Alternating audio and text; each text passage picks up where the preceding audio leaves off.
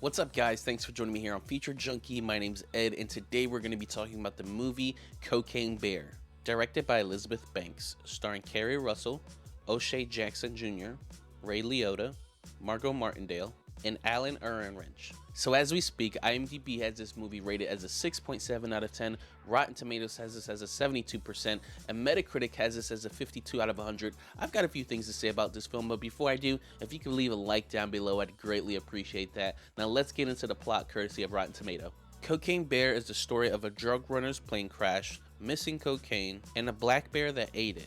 This wild thriller finds an oddball couple of cops, criminals, tourists, and teens converging in a Georgia forest where the 500-pound apex predator has ingested a staggering amount of cocaine and gone on a coke-fueled rampage for more blow and blood.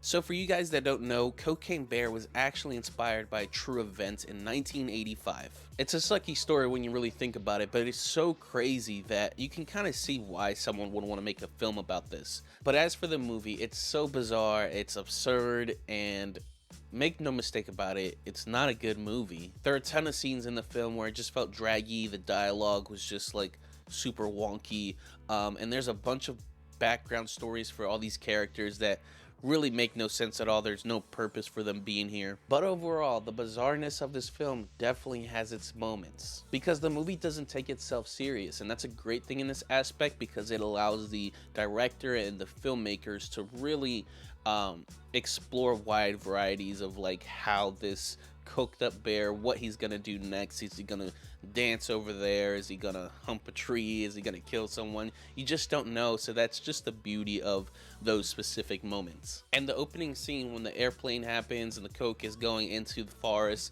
it's just one of those scenes that really sets the tone of the film and had my entire theater cracking up. Now, one thing I do want to mention is the CGI of the bear. When we're going to the movies to see this particular film, we're going to see the coked up bear.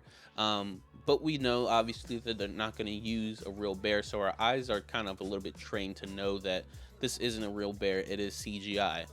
With that being said, I don't think that the bear could look any better, especially with a low budget film like this.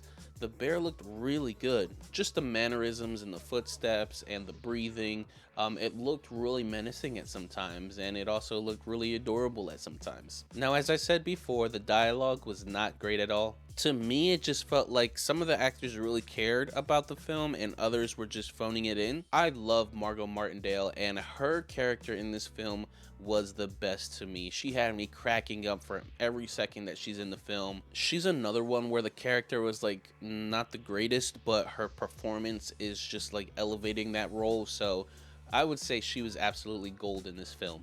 But yeah, overall, like I said, it has its moments. It's really funny in certain moments. Everything outside of that, it's not that great. So this is a tough one for me to recommend, or if I don't, it's really one that if you want to see the absurdity of the film, sure, definitely check it out. But other than that, I think you can really skip on this film. But I want to know what you guys have to say about this film. If you liked it, if you didn't, what were some of your funniest moments in the film? Leave those in the comments down below. And if you haven't already, please like this video, subscribe, hit that notification icon down below so you know when I'm going live or dropping new content. And I want to thank you guys so much for joining me here today on Feature Junkie.